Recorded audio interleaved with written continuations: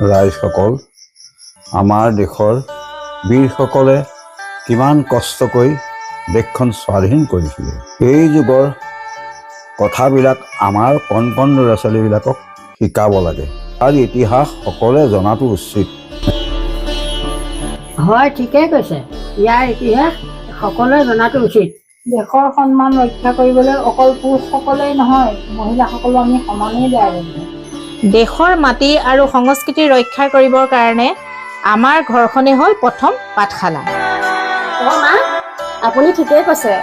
আমি যেনেকৈ গৃহিণীবিলাকে নিজৰ ঘৰখন পৰিচালনা কৰোঁ, ঘৰ সংসাৰ ভালে কুশলে ৰক্ষা কৰি থাকোঁ, তেনেকৈ নিয়ম নীতিবিলাক মানি চলোঁ, তেনেকৈ আমি নিজৰ দেশখনৰ প্ৰতিও কৰ্তব্য পালন কৰিব লাগে।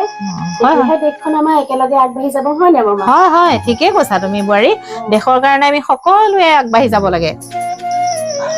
তেনেহলে আহা ককা আৰু আইতা, আহক আমি সকলোৱে আজি প্ৰতিজ্ঞা কৰোঁ যে আমি আমাৰ দেশৰ মাটি মানুহ আৰু সংস্কৃতি ৰক্ষা কৰিম, ইয়াৰ প্ৰতি সন্মান প্ৰদৰ্শন কৰিম।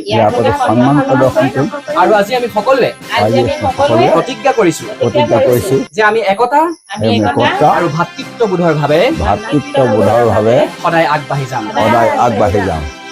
জয় হিন্দ।